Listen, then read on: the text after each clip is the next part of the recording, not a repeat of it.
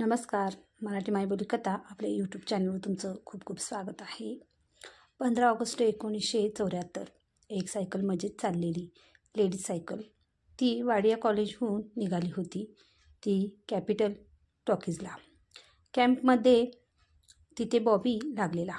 ऋषी आणि डिंपल म्हणजे काय खलासच. त्यावेळचा सुपरडुपर हिट पिक्चर.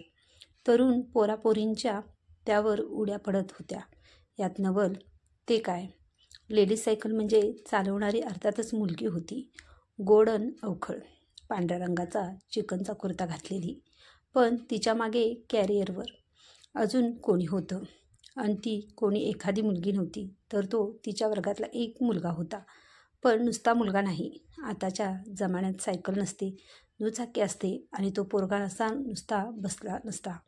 ती पडते की काय खाली, अशा पद्धतीने त्याने तिला मागून गच्च धरलं असतं. आणि तिलाही ते आवडलं असतं अर्थात.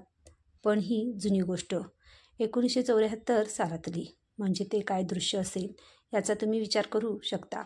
खतरनाक आणि त्या काळातलं प्रचंड धाडसी. तो मागे बसून थरथर कापत होता. कुठून सिनेमाची अवदसा सुचली असे विचार त्याच्या डोक्यात.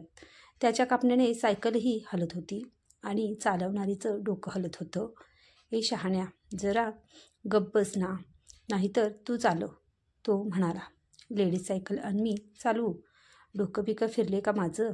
ए बाई, मी चालत येतो, हवं तर टॉकीजला. पण हे नको, कोणी पाहिली तर मार खावा लागेल मला. अन तुझं काय, कॉलेज बंद होईल तुझं. त्यावरती बिंदास पोरगी म्हणाली. एड्या, मी नाही घाबरत न, तू काय घाबरतो? चल.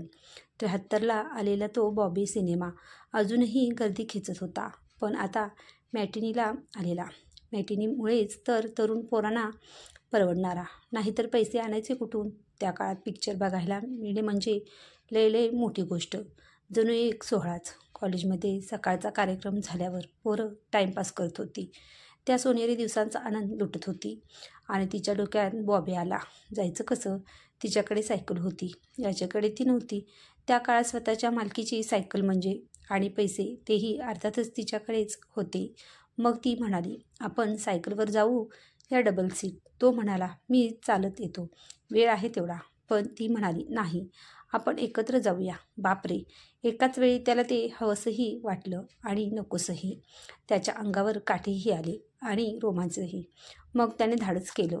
अरे यार, ती पोरगी असून मागे बसायला सांगते आणि आपण खोळ्यापरी.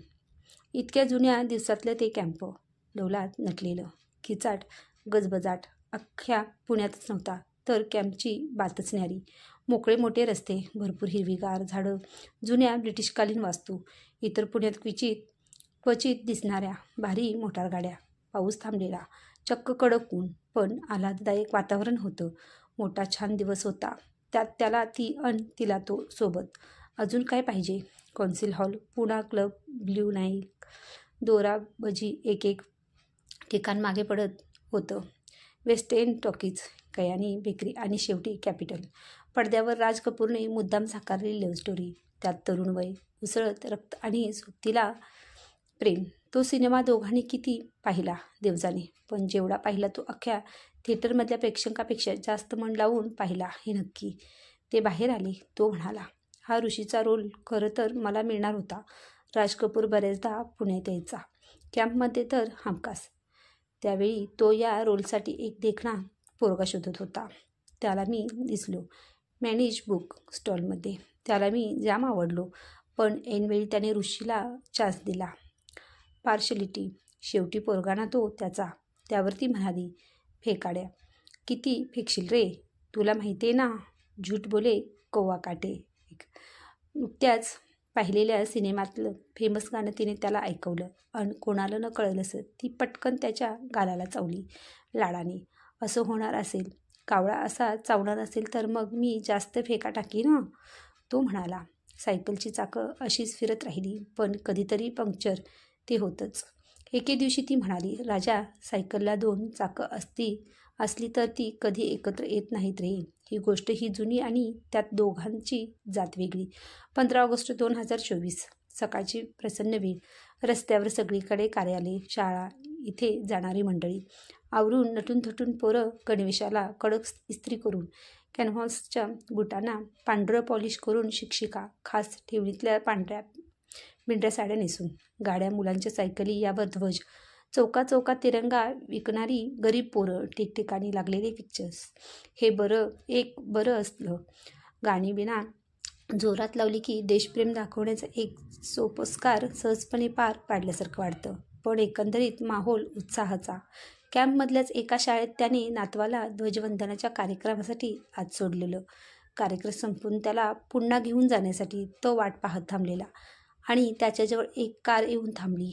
आतून ती उतरली. काय दिवस होता, काय योगायोग होता. अरे काय, ओळखलंस की नाही, तिने विचारलं. तो दिलखुलास हसला, म्हणाला, अगं आज सकाळीच तुझी आठवण काढली मी. आज 15 ऑगस्ट ना. मी म्हटलं 50 वर्ष झाली आपली सायकलवाली परत भेटली नाही. म्हटलं गचकलो तर माझा आत्मा भटकत राहिला या कॅम्पात. तुझ्या आठवणीत तू भेटलीस, आता सुखाने मरीन मी. No problem. ती हसली, म्हणाली, अजून तुझा तो चेष्टेखोर स्वभाव गेलेला दिसत नाही. फेकाड्या किती फेकशील रे, म्हणे. मी पुन्हा भेटले नाही तर आत्मा भटकत राहील या कॅम्पात.